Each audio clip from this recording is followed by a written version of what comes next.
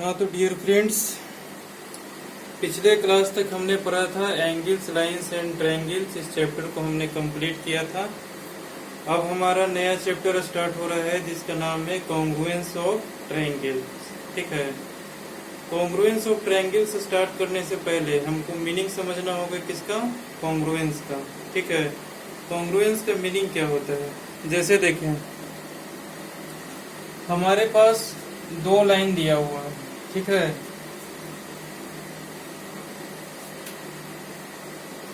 हमारे पास दो लाइंस है। एक लाइन है ए बी।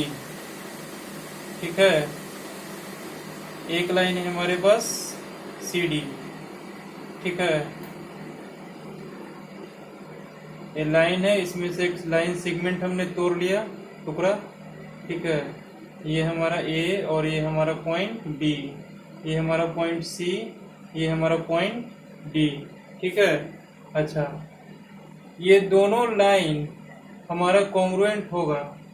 कब होगा?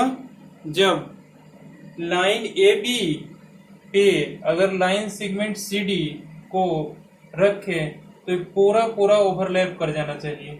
ठीक है, कहने का मतलब क्या है कि दो लाइन कॉन्ग्रुएंट तभी होगा जब इसका लेंथ इक्वल होगा। ठीक है, ओवरलैप बिल्कुल कंप्लीट कैसे करें, कब करेंगे? जब इसका लेंथ हमारा इससे इक्वल होगा। ठीक है, बिल्कुल हूबहू सेम उसमें एडजस्ट कर जाना चाहिए। ठीक है, जैसे कहने का मतलब इसका लेंथ 5 सेंटीमीटर है और इसका भी लेंथ हमारा 5 सेंटीमीटर है। ठीक है, तो ये दोनों लाइंस हमारा आपस में कॉन्ग्रुएंट कब होगा? जब ये लाइन हमारा इस पे रखेंगे तो उतना सेम टू सेम ओवरलैप कर जाएगा, और ये इस लाइन को इस पे रखे तो सेम टू सेम ओवरलैप कर जाएगा। तब हम क्या लिखेंगे? A B is congruent to line C D. ठीक है, ऐसा लिखेंगे, A B is congruent to C D. Congruent to का ये सिंबल है, इसको पढ़ते हैं कॉन्ग्रुएंट टू। ठीक है, बात समझ में आई? ठीक है, कॉन्ग्रुएंट बोलने का मतलब क्या है कि अगर हम उसका मिरर इमेज ले, ठीक है, चाहे मिरर इमेज छोड़िए। ठीक है, अभी बस इतना देखिए कि ये हमारा इस पे आ जाना चाहिए और ये इस पे हमारा आ जाना चाहिए। ठीक है, दो लाइंस कैसे कॉन्ग्रुएंट होगा? कब? जब उसका लेंथ इक्वल होगा तभी होगा कॉन्ग्रुएंट।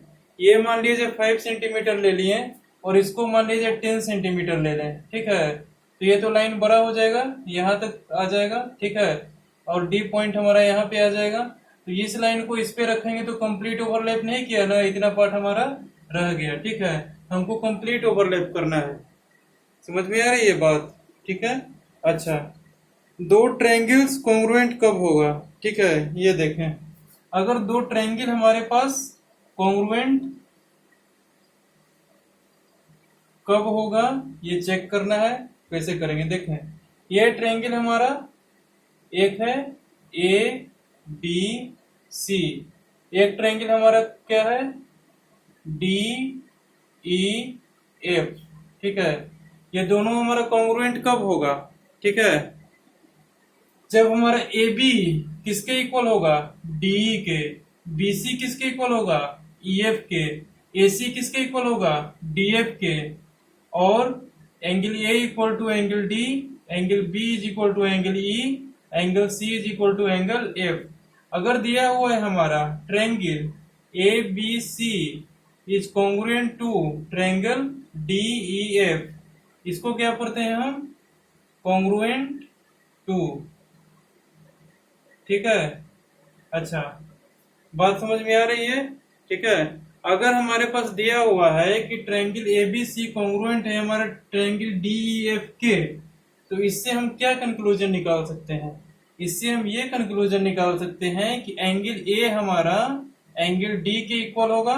ठीक है, एंगल बी हमारा एंगल ई के इक्वल होगा, एंगल सी हमारा एंगल एफ के इक्वल होगा। ठीक है, तीनों एंगल कोरिस्पोंडिंग एंगल आपस में क्या होंगे? बराबर होंगे। ठीक है, इसके कोरिस्पोंडिंग एंगल ये, इसके कोरिस्पोंडिंग एंगल ये, इसके कोरिस्पोंडिंग एंगल ये। ठीक है, अच्छा, और देखिए क्या क्या होगा इसमें? A B is equal to D. ठीक है, B C is equal to E F, और A C is equal to D F. इतना चीज हम एक ट्रायंगल में लिख सकते हैं जब दो ट्रायंगल हमारा कॉन्ग्रुएंट है तो। ठीक है, अच्छा इतनी बात समझ में आ गई। ठीक है, इन सबको मैं लिखवा दूंगा। ठीक है, अभी घबराए नहीं। मतलब ये कि कॉन्ग्रुएंट होने का मतलब क्या है, हमारा सेम इसके जैसा हो जाना चाहिए। जैसे इसका शेप और साइज दोनों हमारा क्या होना चाहिए, इक्वल होना चाहिए। ठीक है, तब वो हमारा क्या कहलाएगा, कॉन्ग्रुएंट फिगर कहलाएगा। दो ट्रायंगल हमारा कब कॉन्ग्रुएंट होगा, जब दोनों का शेप, ठीक है, शेप देखें दोनों का सेम है। ठीक है, अच्छा साइज दोनों का सेम है। साइज मतलब A B B C A C length तीनों इक्वल है। ठीक है, तो हमारा क्या हो जाएगा, ये दोनों ट्रायंगल आपस में कॉन्ग्रुएंट हो जाएगा। ठीक है, बात समझ में आया। अच्छा अब देखें यहाँ पे एक और एग्जांपल लेते हैं। हमारा एक और ट्रायंगल दिया हुआ है DEF के नाम से। ठीक है, एक ये ट्रायंगल हमारे पास दिया हुआ है, देखें ये ट्रायंगल हमारा कुछ अजीब सा नहीं है, ए बी सी। अगर हमारा A B sorry D E F, ठीक है, अगर हमारा A B is equal to D, ठीक है, B C is equal to E F और D F is equal to A C, अगर दिया हुआ है इतना चीज, ठीक है, A C is equal to D F, अगर इतना चीज दिया हुआ है, ठीक है, तो भी हमारा कॉन्ग्रुएंट नहीं होगा। ठीक है, हालांकि ये प्रैक्टिकली पॉसिबल नहीं है। ठीक है, क्योंकि अगर हमारा ये राइट एंगल ट्रायंगल है तो ये वाला साइड इससे हमारा डिफर करेगा ही करेगा हर हाल में। ठीक है, लेकिन हम एग्जांपल एक ले रहे हैं, ठीक है, समझने के लिए कि अगर ये तीन साइड हमारा दिया हुआ है ट्रायंगल का, ठीक है, और ये हमारा एक्यूट एंगल ट्रायंगल है और ये हमारा राइट एंगल ट्रायंगल है, तो दोनों आपस में हमारा कॉन्ग्रुएंट कभी नहीं हो सकता है। ठीक है, बात समझ में आई। ठीक है, क्यों नहीं हो सकता है, क्योंकि ये हमारा एक्यूट एंगल ट्रायंगल है, इसके कोरिस्पोंडिंग राइट एंगल है।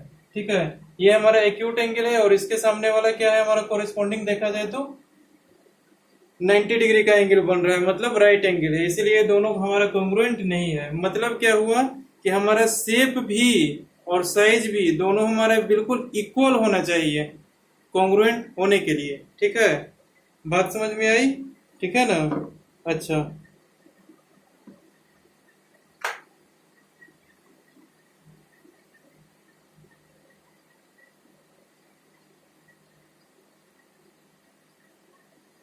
दो एंगल्स हमारा कॉन्ग्रुएंट कब होगा। ठीक है, अब तो आप ये बता सकते हो कब हो सकता है। यस, दोनों का मेजरमेंट हमारा क्या होना चाहिए, इक्वल होना चाहिए। ठीक है, जैसे कहने का मतलब अगर हम एक एंगल 60 डिग्री का लेंगे तो दूसरा एंगल भी हमारा क्या होना चाहिए, 60 डिग्री का होना चाहिए। ठीक है, ऐसा अगर ये एंगल हमारा 60 डिग्री का है, ठीक है, यहाँ ए, यहाँ बी, यहाँ सी लिख देते हैं, यहाँ देखिए ये भी हमारा 60 डिग्री का है, ये लिख देते हैं D E F. Angle A B C is congruent to angle D E F, that implies if and only if both are equal to 60 degree. ठीक है, ऐसा भी लिख सकते हैं या फिर ऐसा भी लिख सकते हैं, दोनों ट्रायंगल हमारा क्या है, कॉन्ग्रुएंट है।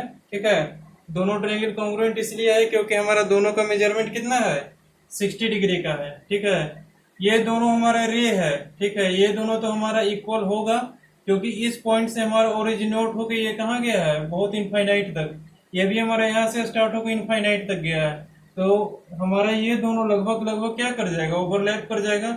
ये दोनों भी हमारा इनफाइनाइट तक गए, ये दोनों भी ओवरलैप कर जाएगा। ठीक है, और ये एंगल तो इक्वल है ही। ठीक है, तो एंगल में हमारा कुछ नहीं देखना है, अगर दोनों का मेजरमेंट हमारा सेम आ रहा है तो वो ट्रायंगल क्या होगा, वो एंगल क्या होगा, हमारा कॉन्ग्रुएंट होगा। ठीक है, अच्छा दो स्क्वायर में देखना है तो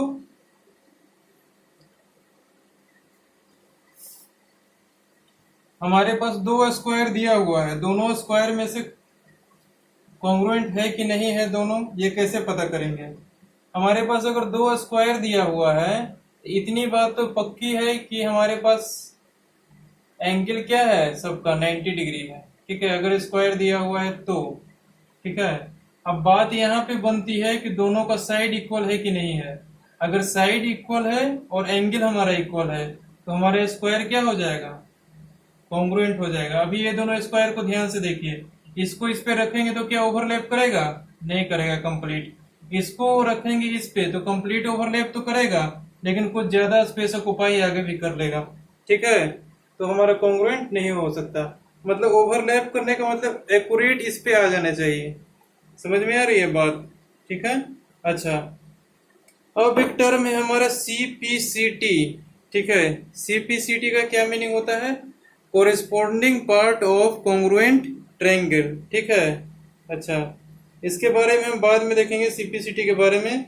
अभी हम 3 पॉइंट लिख लेते हैं, ठीक है। 3 पॉइंट क्या है ये देखें। पहला पॉइंट है हमारा, every triangle is congruent to itself. देखें,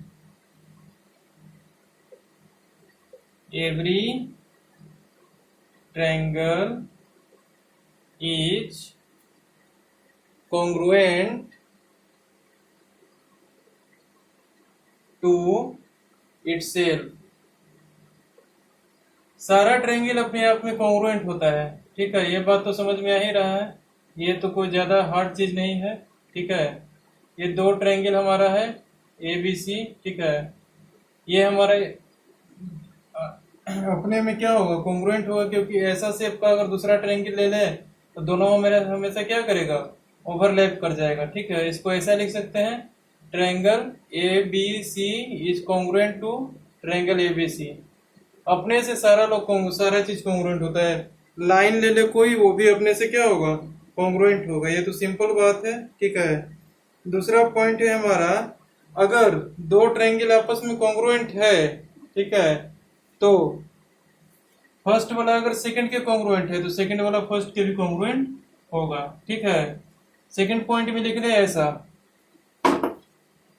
if triangle ABC is congruent to triangle DEF, then triangle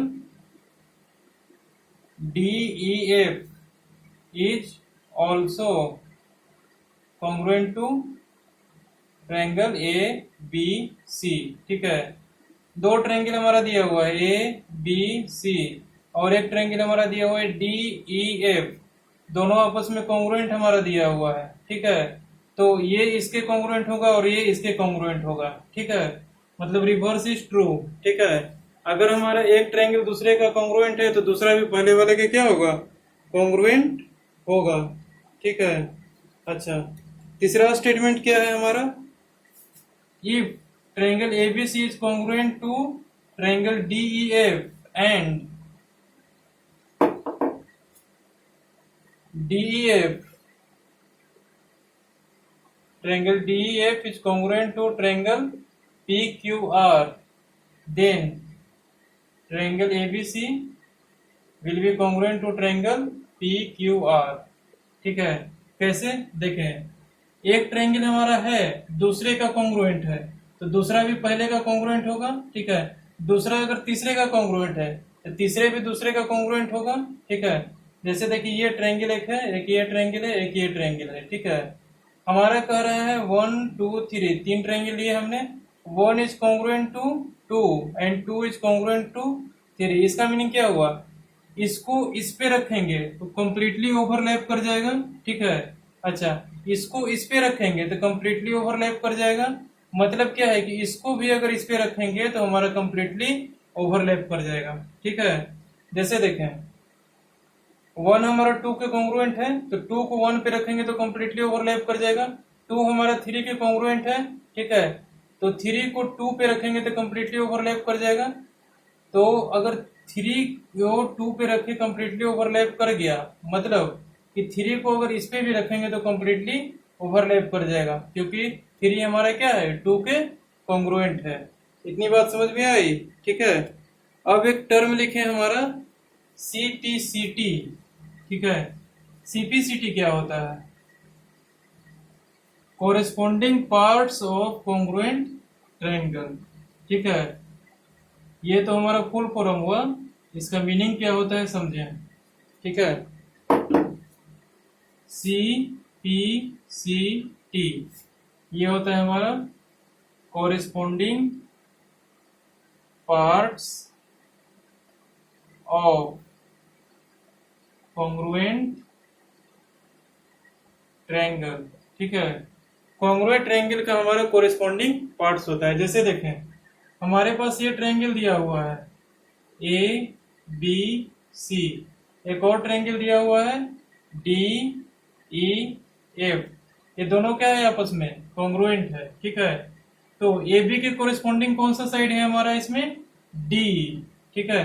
क्योंकि अगर ABC ट्रायंगल को इस पे रखेंगे तो AB किस पे ओवरलैप करेगा? D पे, ठीक है। AB के कोरेस्पोंडिंग साइड कौन सा है? D, ठीक है। तो कोरिस्पोंडिंग पार्ट्स हमारा क्या है? ये देखें, AB का अगर कोरिस्पोंडिंग पार्ट देखा जाए तो DE है, BC का कोरिस्पोंडिंग पार्ट देखा जाए तो EF है, AC का कोरिस्पोंडिंग पार्ट देखा जाए तो DF है। क्योंकि इस ट्रायंगल को ऐसे रख रहे हैं, कौन कौन पोजीशन हमारा कौन कौन ग्रहण कर रहा है, ठीक है।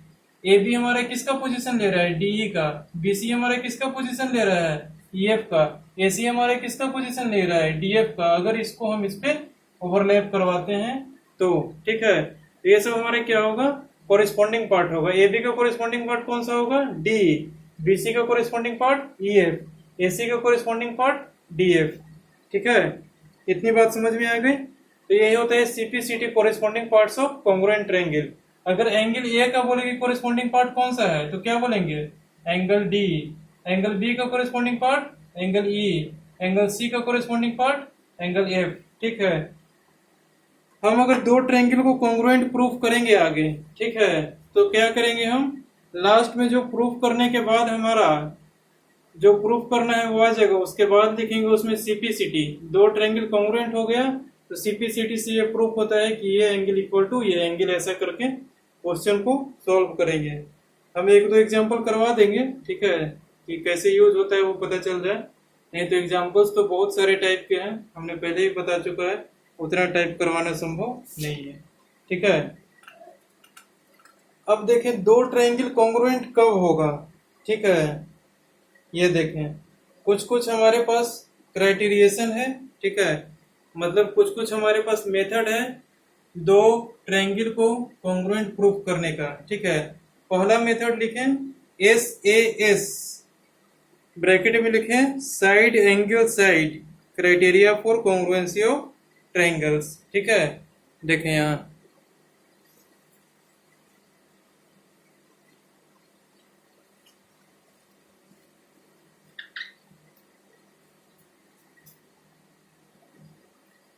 देखें, आगे लिखें क्राइटेरिएशन फॉर कॉन्ग्रुएंस ऑफ ट्रायंगल।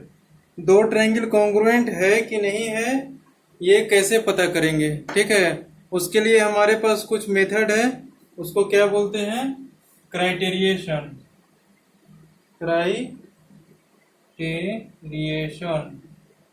या फिर क्राइटेरिया लिखते हैं, criteria for congruence of two triangles, ठीक है। पहला क्या हो जाए क्राइटेरिया? SAS। दूसरा क्राइटेरिया क्या है? ASA। तीसरा क्राइटेरिया क्या है? AAS। चौथा क्राइटेरिया क्या है? SSS। पांचवा क्राइटेरिया क्या है? RHS, ठीक है। वो वाला RHS नहीं है, ये LHS वाला, ठीक है। ये दूसरा RHS है, इसका मीनिंग होता है राइट हाइपोटेनस साइड। देखें SAS का मीनिंग क्या है? साइड एंगल साइड, ठीक है। ASA का मतलब क्या है? एंगल साइड एंगल, ठीक है। इसका मीनिंग क्या है? एंगल एंगल साइड, ठीक है। इसका मीनिंग क्या है? Side side side. ठीक है, इसका मीनिंग क्या है? Right hypotenuse side. ठीक है, अच्छा, इतना क्राइटेरिया हमारे पास है दो ट्रायंगल को कॉन्ग्रुएंट होने के लिए। ठीक है, मतलब ये कि दो को ट्रायंगल को कॉन्ग्रुएंट प्रूव करने के लिए हमारे पास इतने मेथड्स हैं, सिंपली इतना ध्यान रखें। ठीक है, अब सब मेथड के बारे में हम बारी बारी से डिस्कस करेंगे। पहला क्या है हमारा? Side angle side criterion. ठीक है, इसका मीनिंग क्या है इसको समझें। ठीक है,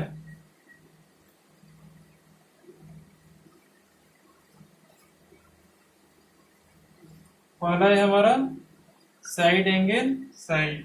ठीक है, अच्छा, हमारे पास दो ट्रायंगल दिया हुआ रहेगा।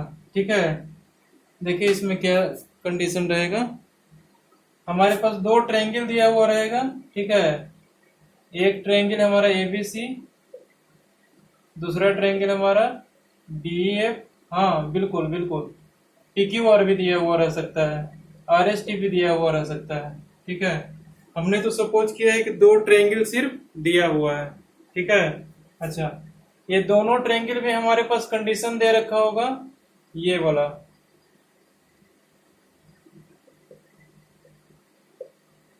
ये जो साइन हम लगाए हैं इसका मीनिंग क्या होता है ये देखें। सिंगल डैश, इसमें सिंगल डैश, ये दोनों हमारे क्या है? आपस में इक्वल है। इसमें डबल डैश, इसमें डबल डैश, यानी कि दोनों क्या है? आपस में इक्वल है। और ये एंगल हमारा इक्वल है डी के। ठीक है, मतलब इन दोनों ट्रायंगल में हमारा गिवन क्या है ये देखें। गिवन है ये ऑलरेडी क्वेश्चन में, A B is equal to D. ठीक है, ये दिया हुआ है यार, A B is equal to D दिया हुआ है, B C is equal to E F, नहीं, A C is equal to D F दिया हुआ है।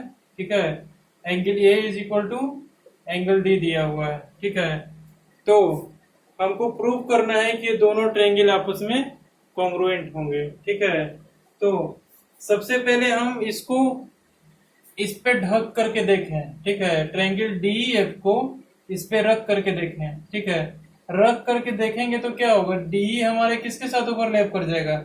ए बी के साथ। क्यों ओवरलैप करेगा? क्योंकि हमारे ए बी क्या है? डी के इक्वल है। फिर आते हैं angle A is equal to angle D, angle A हमारा एंगल डी के इक्वल है। ठीक है, तो ए सी भी हमारा क्या होगा? डी एफ पे ओवरलैप करेगा। ये बात समझ में आ रही है कि नहीं आ रही है? एंगल हमारा क्या होता है? यहाँ से कितना अमाउंट ऑफ टर्निंग है, यहाँ से जितना अमाउंट ऑफ टर्निंग है, सबसे पहले तो हमारा ए बी कितना हो गया? डीएफ पे, डी पे ओवरलैप कर गया। ठीक है, जब ओवरलैप कर गया तो उसके बाद ये वाला साइड बचा हमारे पास, इसका जितना टर्निंग है उतना ही इसका भी टर्निंग है, ये एंगल जितना है उतना यही एंगल है। ठीक है, तो दोनों का अमाउंट ऑफ टर्निंग सेम है, तो ये वाला साइड ए सी डीएफ के ऊपर ओवरलैप कर जाएगा। ये बात समझ में आई? हाँ, ठीक है, तो हमारा क्या होगा? डीएफ एसी पे ओवरलैप कर जाएगा, ये साइड हमारा इस पे ओवरलैप कर गया, ये साइड हमारा इस पे ओवरलैप कर गया, ये एंगल हमारा इक्वल है। ठीक है, और ए बी हमारे डी के इक्वल है, ए सी हमारे डीएफ के इक्वल है। यहाँ से जितना नीचे ये जाएगा उतना ही नीचे ये भी जाएगा, तो इन दोनों को स्ट्रेट लाइन से ज्वाइन करेंगे तो इसका जितना लेंथ होगा उतना ही यहाँ से यहाँ के स्ट्रेट लाइन को ज्वाइन करेंगे तो लेंथ उतना ही होगा। ठीक है, नहीं बात समझे? जैसे देखें, ट्रायंगल दो हम बनाए, यहाँ से एक ही वर्टेक्स से दो लाइन ड्रॉ किए। ठीक है, ये वाला हमारा इसके इक्वल है, ये वाला हमारा इसके इक्वल है। ठीक है, तो जितना नीचे तक ये जाएगा उतना ही नीचे तक ये भी जाएगा, क्योंकि ये एंगल भी हमारा क्या है? इक्वल है। ठीक है, समझ में आ रही है बात? ठीक है ना? अच्छा, तो जो पॉइंट पे हमारा ये इंड होगा, ठीक है, उसी के जस्ट कोरिस्पॉन्डिंग पॉइंट पे हमारा ये वाला इंड होगा, ये वाला इंड होगा। तो बी सी को जिस स्ट्रेट लाइन से ज्वाइन करेंगे, ठीक है, उस लाइन सेगमेंट का जो लेंथ होगा, हमारे पास ई एफ का भी लाइन सेगमेंट से जो ज्वाइन करेंगे, इसको ई से इसको एफ पॉइंट से एक लाइन सेगमेंट से ज्वाइन करेंगे, तो ये इसका जो लेंथ होगा वही लेंथ इसका भी होगा। मतलब क्या होगा? बी सी हमारा ई एफ के भी इक्वल हो जाएगा। ठीक है, इसको क्या लिखेंगे? C P C T, corresponding part congruent triangle. ठीक है, मतलब ये इसके कोरिस्पॉन्डिंग पार्ट ये भी इक्वल हो गया, इसके कोरिस्पॉन्डिंग पार्ट ये भी इक्वल गिवन है, ये एंगल हमारा इसके इक्वल भी गिवन है, ठीक है। तो BC हमारा EF के भी इक्वल हो जाएगा, ठीक है। तो तीनों साइड आपस में ओवरलैप कर जाएंगे, तो ये एंगल भी क्या हो जाएगा, आपस में ओवरलैप कर जाएगा, ठीक है। तो साइड एंगल साइड क्राइटेरिया से हम दो ट्रायंगल को प्रूव कर सकते हैं कि वो कॉन्ग्रुएंट है या नहीं है, ठीक है। क्योंकि अगर हमारा दो साइड दो कोरिस्पोंडिंग साइड आपस में इक्वल है, ठीक है, और उसके बीच वाला एंगल, ठीक है, ये नहीं है कि ये साइड अगर दोनों दिया हुआ है तो ये एंगल हमारा देखना है, ठीक है। अगर ये साइड दिया हुआ है तो ये एंगल दिया हुआ है इक्वल, तब वैसे में नहीं होगा। हमारे पास एक साइड और दूसरे साइड के बीच का एंगल हमारे पास दिया हुआ होना चाहिए, ठीक है, कि वो इक्वल है, तभी हम साइड एंगल साइड क्राइटेरिया से दोनों ट्रायंगल को कॉन्ग्रुएंट कर पाएंगे, ठीक है। मतलब हमारे पास दिया हुआ है AB is equal to D, ठीक है, AB is equal to D दिया हुआ है, AC is equal to DF दिया हुआ है corresponding, angle A is equal to D दिया हुआ है कोरिस्पोंडिंग, ठीक है। अच्छा, यही अगर angle A is equal to angle D नहीं देता, ठीक है, angle B is equal to angle E दे देता, ठीक है, तो साइड तो है यहाँ, फिर एंगल है, ठीक है, फिर साइड हमारा घूम के आ जा रहा है, ठीक है। तो एंगल हमारा क्या होना चाहिए, इन दोनों साइड के बीच में होना चाहिए, ठीक है। ये वाला एंगल और ये वाला एंगल ले लेंगे तो हमारे पास गलत हो जाएगा।